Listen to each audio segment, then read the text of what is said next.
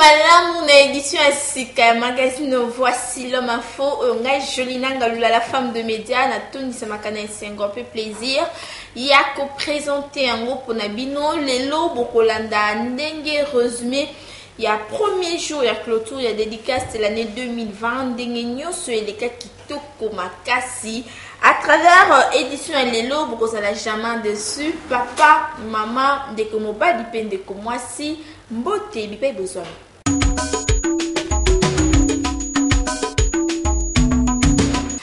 La édition Yamoko na lelo kakane na ebseki bino mokolanda lelo intégralité il y a premier jour il y a clôture il y a année 2020 dédicace na boulevard Triomphal arrivé à ba chrétien ba ya mama kitoko makasi à travers live filmé par Eski Konda assisté na Jonathan Ngainga.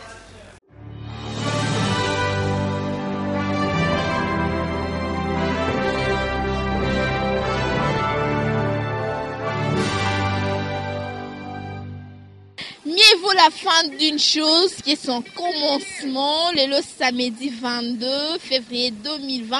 Tout un boulevard Triomphal, dans le cadre, il y a premier jour, il y a clôture, il y a dédicace de l'année 2020, dédicace, il y a prise de possession, dédicace, il y a aussi là, le dimanche, moutonnion, à cause de la droit, à cause de la possession, bisikanion, soit konyata, bisikanion, soit à kokoma. Nango, lundi matin, il y a durant 40 jours, il y a l'homme malatinique de plusieurs couleurs, le pasteur François Moutomo voici l'homme, allié Sibisu et Malamou, à Teibisu, à Télé-Sibisu était.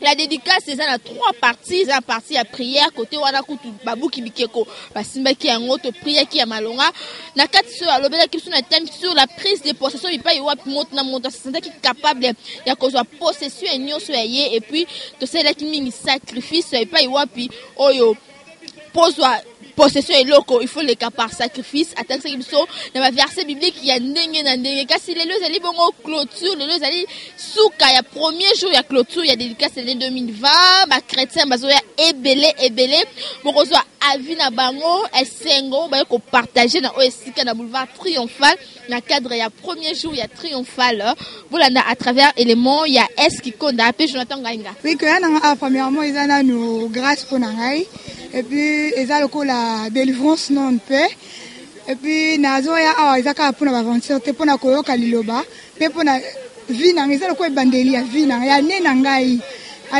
suka ya bandeli na ngoso bandalelo donc na pour na processus ya vie na ngai ya nena ngai o mobimba du début jusqu'à la fin ya nena ya ali boso pour na ko dédier nzambe o ils ont la nyonso tu ya nga mosala avenir voyage, classe, mariage, tout. Nzambo apesi biso pema na bomoy.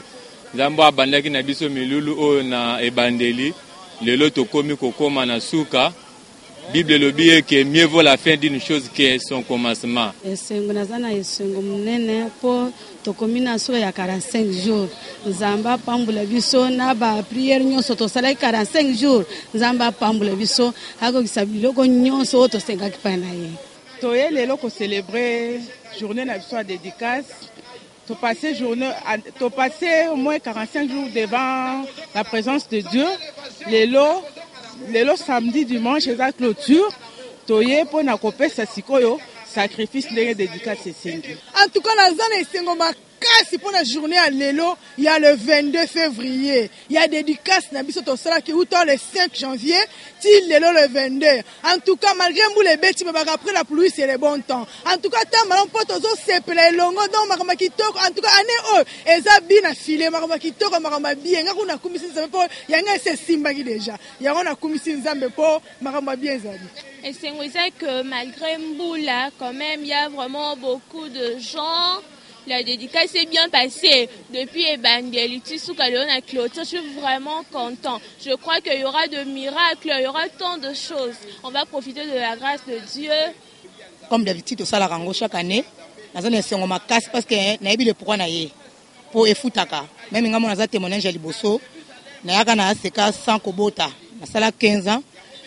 Ma prière kolanda na groupe B nzama pesa kinga mwana mobali donc na dédicace au pe to zakina makamsu ezaki okangama bana to mandaki 45 jours oyo Zamba Sali, Makamusu pe fungwa mi. On se côté de l'eau, copé c'est merci. Je te y et tout musique.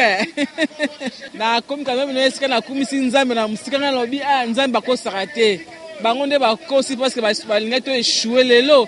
Toye quand même le sambo tie ko se tozoninda. En fait, na obenga peuple de Dieu nyonso baya. Te bande déjà musala sala qui 45 jours. Lelo eza le premier jour.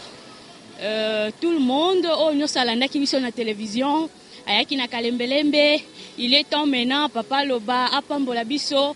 Tous sont invités bato ebele baya bakozala dessus parce que le ezali bongo premier jour il y a dédicace na biso 2020 dédicace à prise de possession bo kolanda avi ya bana nzambe ebele grâce à Eskikonda pe Jonathan Ngainga batalisi biso esengo na bango oyo bazala ngo baye ko participer na premier jour ya dédicace malgré la pluie malgré mikakatano kasi baye kozwa bénédiction ya le pasteur François Mutombo voici l'homme awa tozokutana juste après ma prédication pour nous koyoka avi na bango ya suka merci na Eskikonda pe Jonathan Ngainga.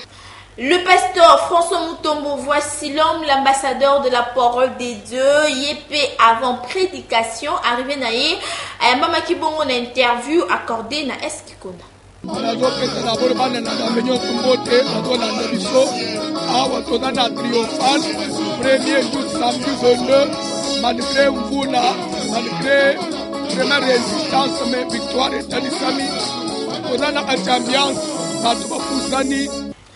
Louange à gogo na boulevard triomphal bipai wapi ba chrétien nyonso bazalaki présent ba binaki pona lokumu na nzambe pona na travers image filmée par Eskikonda.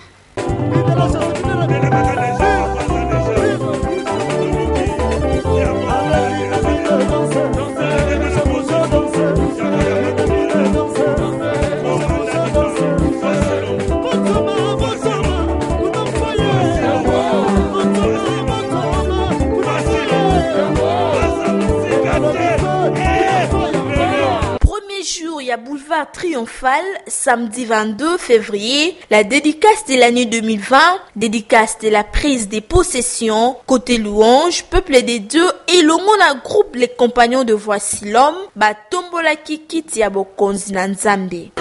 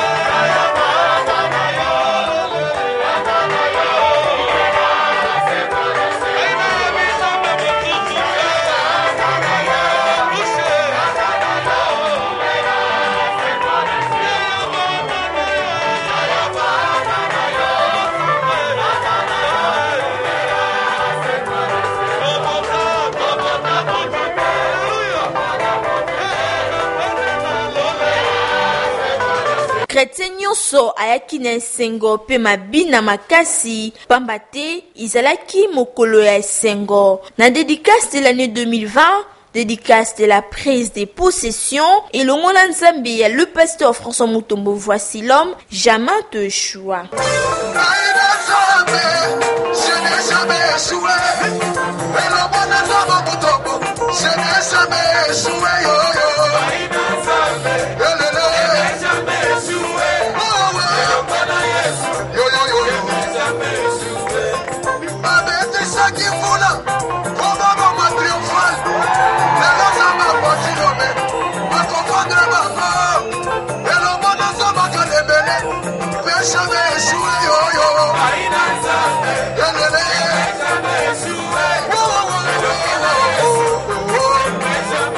Côté louange, peuple des dieux, chrétien nyonso abinaki makasi peto chantaki victoire.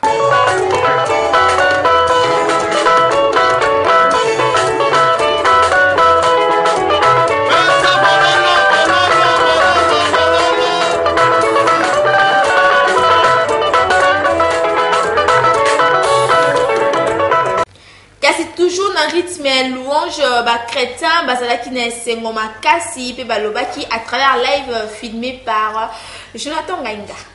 Louange à gogo awa na boulevard triomphal moi na nzambe nyonso aza vraiment na esengo azo partager sengo maman partager sengo na bana nzambe bana nzambe awa esengo dédicace tozo posséder 2020 esengo ezali na triomphal bana nzambe lobi bozanga te tozo continuer partager sengo na papa na nzambe. Oui, bonsoir Yaya. Partager sengo na bana nzambe na zone 5 ebele mwana mama na ngai bamokili babakanisaki lelo tokoéchoué biso na nzambe voici l'homme jamais toéchoué babandi okanisa tokoéchoué boya bawai babandaki kobanga mbula biso awa na terrain triomphal tozolonga tozobina boya ebele biso awa na terrain triomphal tozolonga mama sengo zango partager bana sengwe na koti 2020 elongo na nzambe François Mutombo na zwi elonga ngana libote na ngana etonga na mboka na ngai na kombo na Yesu nazana esengwe partager sengo na bana nzambe partager sengo na bana nzambe nayoki esengo moko nayebi te naloba nini mpo na nzambe ya François Mutombo na suka ya dédicace tobandi tosali 45 jours nzambe asala makambo ya minene na bomoi na ngai nayebi te nzambe abona kozwa ye wapi apesi bino merci nzambe voici l'homme asalaka ya mingi mpo toki makasi partage sengo na bana naza na esongo makasi mpo toye na dédicace malgré Satan alinga akatele biso sentiment tozalaki nango mais en tout cas aresir na ye te aéchoué na kombo na Yesu na nzambe François Mutombo voici l'homme.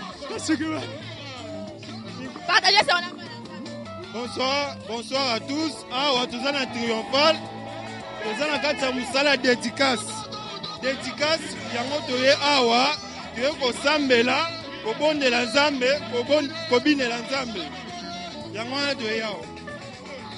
Merci beaucoup de notre combat. Moi, je en tout cas, je partager ce la bana nzambe. Papa, voilà, yes, on a partagé. Voilà, yes, on a François Mutombo masala biso minene. On doit célébrer dédicace année. Tobin nzambe tozo procession 2020 et baneti na soa tozo procession. On doit là to fêter dédicace.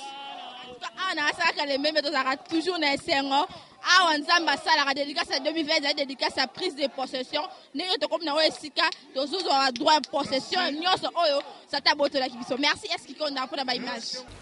La marque de posée de Jésus-Christ, le pasteur François Mutombo voici l'homme, toujours dans mon collège samedi 22 février 2020, la prédication a telle si bon importance.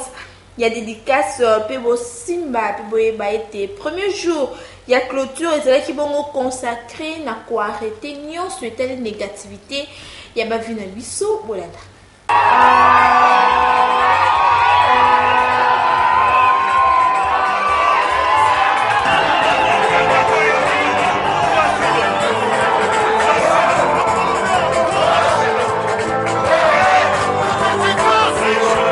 La dédicace de l'année 2020, la dédicace de la prise des possessions. Durant 45 jours, la marque déposée de Jésus-Christ, le pasteur François Mutombo voici l'homme, l'ambassadeur de la parole de Dieu, l'enseignement naïe à Talisaki, peuple de Dieu, en langue et en large, en quoi consiste la dédicace, à la prière et le sacrifice. La marque déposée de Jésus-Christ à Talisaki, comment prier. Kasi na clôture na boulevard triomphal, premier jour samedi 22 février 2020, à l'Obéli. Pourquoi la dédicace peut avoir si importance? Pourquoi faire la dédicace? Est-ce que vous ne pouvez pas seulement après la construction, pourquoi dédicace? Pourquoi seulement était seulement obligé à faire la dédicace à Yandakwa? Soit qu'à salir dédicace, Ndakwa est qu'on a les différents d'Abandakunion Soyote. À partir de la dédicace, qui dit dédicace dit prière et sacrifice, à Zindakwa recommandé dans Zambé, c'est alors que cette maison avait cessé d'être un bâtiment ordinaire et il y a qui revêtir le caractère sacré et comme il l'a qu'on a Zambé. Est-ce que vous pouvez mettre la Zambé, ma boue? 2020, à partir de ce soir, et autres qui posent une année ordinaire, comme toutes les années de votre vie, ils ont atteint notre caractère. C'est une année qui devient spéciale. C'est une année où vous allez faire marche avec Dieu. C'est une année où vous allez faire Na mukanda ya des Chroniques 6, verset 13, dès la marque de posée de Jésus-Christ, le pasteur François Mutombo voici l'homme, Atalsi Yango Boye. Et Salomon s'est mis à genoux en face de toute l'assemblée d'Israël. Et étendit ses mains vers le ciel. Mutombo Zolanda, Maboko Nangezawa, dans la Bible. Et il dit, Père Adopi, ô éternel Dieu d'Israël, Yahweh, Zambé d'Israël, il n'y a pas de Dieu semblable à toi. Zambé, Mwamba, Kokaninayo, Azate, s'il vous plaît, je suis en train de prier, sois déjà concentré, tu reçois quelque chose là où tu es. Zambé, Akokanina, Yes Christ, Azalité, vous les bandits, na presque 15 heures. 15h30 Pédicole Soukwami, Pétoye rendez-vous. Nzamba Kokanina Yesu Christ Azate. Oh éternel, tu es Dieu et tu le seras toujours. Il y a des croix. Voici le nom de maître Tozana Zambé. Il y a des croix. Ton maître Tozana échouera jamais. Tant que Yoko de la Zambé assis sur le trône, son peuple n'échouera jamais.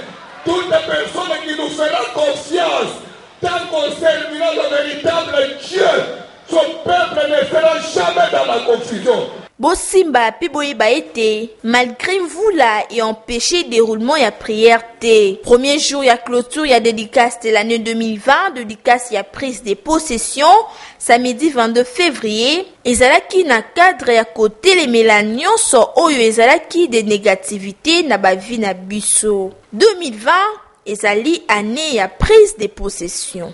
2020, que Dieu nous en donne possession. 2020, vous devez posséder 2020. Dans tous les domaines de la vie, tu dois réussir. Osons prier.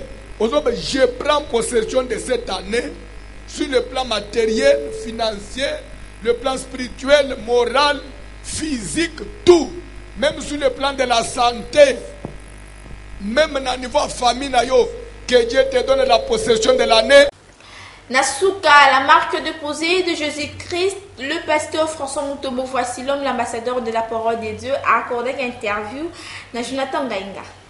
La koloba que mutunyo so mona ndinga mvule kitaki ndinga mvule déranger mais oye salemi izotalisa ke Nzambe tozana nunaye azana ngamule parce qu'il nous a honoré vraiment ça une réussite totale malgré la pluie tozopambola Nzambe mais makambo na Nzambe c'est spirituel non liloba mukenzamba créer l'homme mutu salam mabeleza la mabele salam auto liba onde ko accompagner vie na biso na 2020 akanga que dédicace Salomon Fukamaki de la tribune de Bosso Batonyons a déclaré que nous sommes 5 2020 ezali dédié dans Zambie. Papa Moro et Papa Alidor, serviteur de l'Assemblée chrétienne de Kinshasa, Asika Kalemele, mais Bango Pibaloba qui juste après, premier jour il y a clôture, il y a Mokola le 22 février 2020 à travers le mot, il y a Eski Konda appelé Jonathan Gainga. Vraiment, en tout cas, vraiment, na moni vraiment Nzambe mitali ici vraiment positivement na kati na clôture oyoyo ya premier jour oyoyo.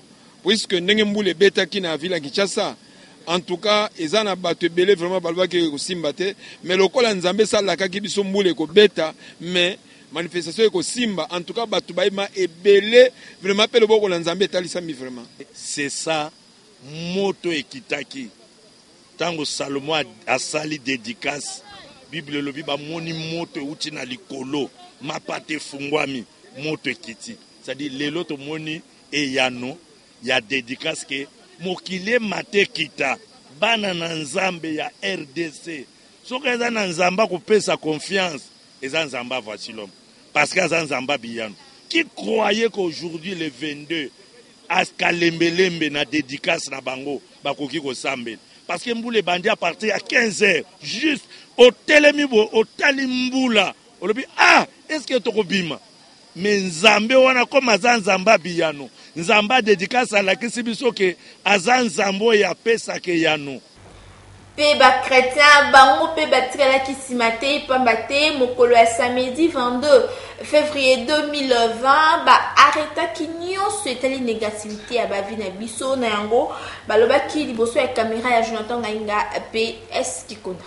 Lelo ezali bongo suka ya premier jour na biso ya clôture ya dédicace de l'année 2020, dédicace à prise de possession. Lelo papa lobaki ezali journée ya côté les mela ba difficulté nyonso o ekanga biso na vie, ba difficulté se tungisaka biso na moi la sœur bonsoir. Oui, bonsoir.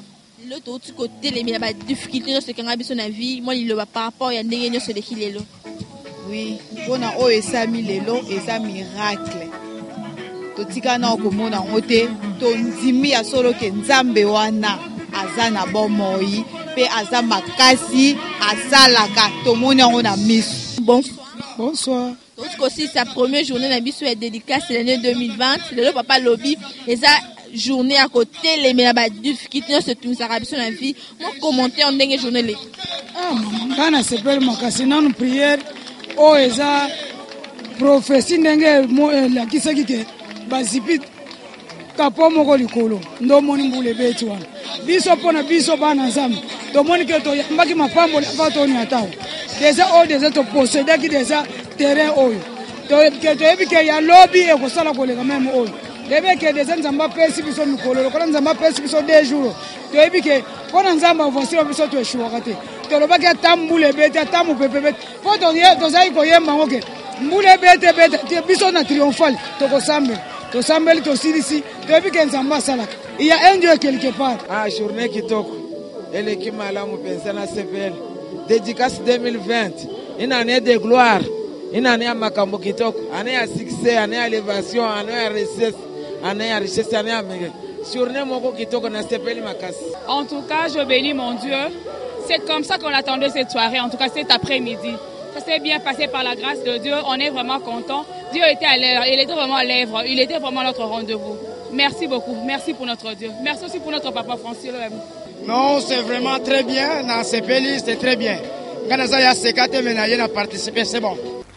Bosimba piboyi baete bandeko na biso ya taxi moto ba chauffeur bango pe batikala kisima te bazalaki ebele na boulevard triomphal pour koyoka mate le pasteur François Mutombo Voici-L'Homme pe elongo na ba chrétien ba dédié année pe bazwa possession ya année 2020 na yango ba reporter magazine Voici-L'Homme info à travers éléments filmés par Eskikonda basalaki bango interview bolanda. Nga naza saka taxi moto na ye ko participer na des derniers jours ya 45 jours ya dédicace qui lancé par pasteur Mutombo Voici-L'Homme to ye ko assister to profiter pe moi occasion eza bénédiction babwe kangote lokoli appelé salamaki yango to poussani pe to profiter moi occasion ka ate rapper bien to landaka ye bien lokola beneti ba biso wa to zaneti ba bureau de na ye marqué to yaka kalembele mbete mais na banda ko na ba radio chaque jour to zalaka wana kaka to landaka matin na pe swinga mama na ko yise loko moko na ezape black te ou bien eza masanoté mais nazana moi témoignage nga vraiment nzamba lola zo monanga et na 2018 nazaki pe na problème moko boye ya mariage mais kana trio kaka na réveillon 2018 na telema na lobaka na lebo na bizambe na lingi na bala nzamba sukanga vraiment na sali avec moto ya 280 000 francs congolais 280 000 francs congolais moto wana e balelinga mwasi na réveillon ya 2019 c'est ça mais la vie moi si nanga il faut uta province ça nini akoma Kinshasa mais tant toujours le bas au moins c'est un commis déjà. Merci beaucoup papa.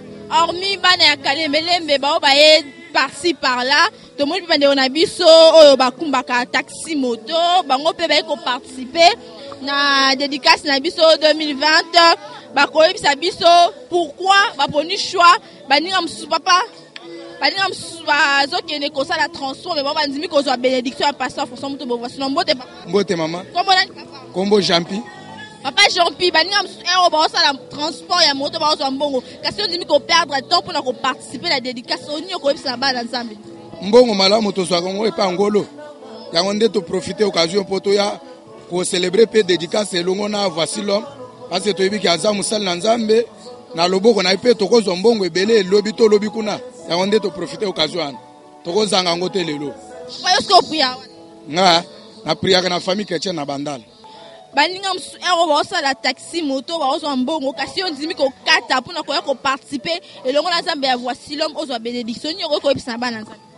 Bon, ngai lokola likambo yo etali Nzambe vraiment nazalaka nazo te même na wenze na telemaka mpona koyoka mwa liloba moko après na continuer na mosala na ngai lokola namoni ke makambo etali makambo ya Nzambe nde likambo na zeli ke nazela ata nayoka liloba lokola nayoki boye motema na ngai nasepeli makasi. Papa yo priaka wapi? Na priaka na ASM. Mbote mama. Comment on papa? Michel Kabongo. Papa Michel, awa baninga msu bandimi ko sala transport pour bazo mbongo. Kasi yo dimi ko telema na triomphal pour participer et longo na Nzambe voici l'homme ozo bénédiction. Ni ngo ko yebisa ba na Nzambe. Bon, toye awa kolanda voici l'homme parce que toyebi ke ata so baninga bazolo kambongo. Mbongo pesa biso bomo ite. Eloko pesa biso nyonso bomo ezali loba na Nzambe. Parce que Bible ezolo ba ke l'homme ne vivra seulement de pain, mais l'homme sera en vie pour toute la parole qui sort dans la bouche de Dieu. Toye awa po toyebi ke loba nde biki sakabiso, loba nde pesa biso bomo. Oyi pasi loko wakolo ba na pokwa lelo, peut-être ko changer vie na ngana minute muke. Kombo nani? Rifin. Papa, baninga msu bazo sala transport pour bazo mbongo. Kasi on dimi ko participer le na Nzambe ya voici l'homme pour na ko zo part ya bénédiction. Ni on ko bakisa na ndenge acte au sein. Je suis là pour tout rendre le bon Nzambe la parole de Dieu ici. Priaka. Moi je suis du message. Mama nalukaka mbongo chaque jour banda tongo nalukimbongo mais mbongo nalukaka ngo chaque jour mais to sanctifiaka ngate mais parole ya Nzambe nde ezo eleki mbongo eleki nyonso o ya mokili nakoki koluka po yango eza éphémère liloba Nzambe yango ezo demeurer éternellement yango nazo bon eza choix ya malamu pona nga na telema nanu boye nayoka parole ya Nzambe po eza pona ngai eza pona mutu mosusu te. En tout cas bomoni avis ya bandeko na biso ya taxi moto malgré baninga msusu bandimi ko kende kosala mombongo kasi bango bani ko participer kozwa pe part ya possession na bango kozwa prise de possession kozwa droit na bango o bonguna satan na boto la bango. En tout cas ça dit bato essengo ba pesi avis na bango ba partager ndenge batiki lieu du travail pour na kokita ana triomphal. En tout cas merci na eski konda pour na ba image.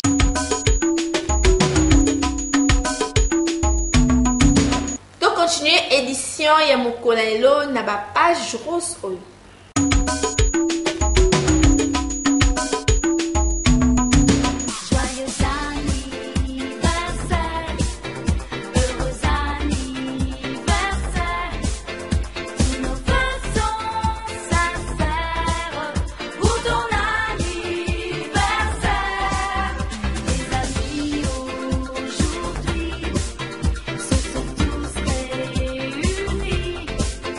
Ton bonheur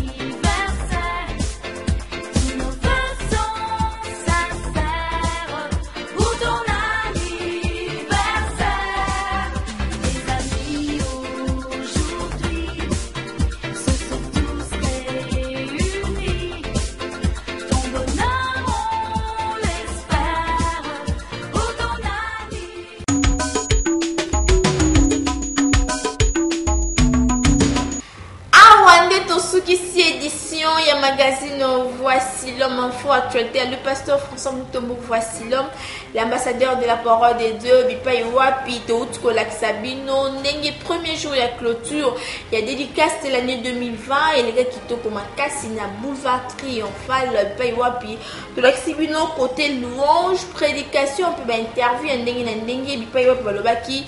Nous avons les dédicaces de l'année, dédicace de la prise des possessions. Ngai, Jolinanga, la femme de médias, Nathalie Samakine Sengo, plus plaisir, il y a qu'au présenter un repos Nabino, Soki, vous savez qu'il y a un gros, vous pouvez un grand merci, une équipe costaud, les aigues de la communication.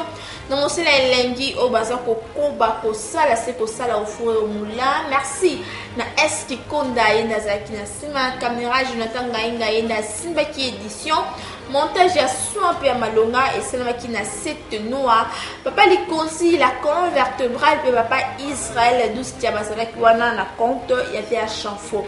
Salutation spéciale na baladunion sur le magazine Voici l'homme info mingi na maman Mimi Mutombo la première dame de la Seka Kalembelembe Kolandi Sama na maman Thérèse dit Diakanga chef de service ya Ipe Mionga ba na Gishu Mutombo na Déborah Lamponda pe na Adeline Malou na bino toujours le même plaisir de écouter Balasima Nzambia le pasteur François Mutombo Voici l'homme Azana bino.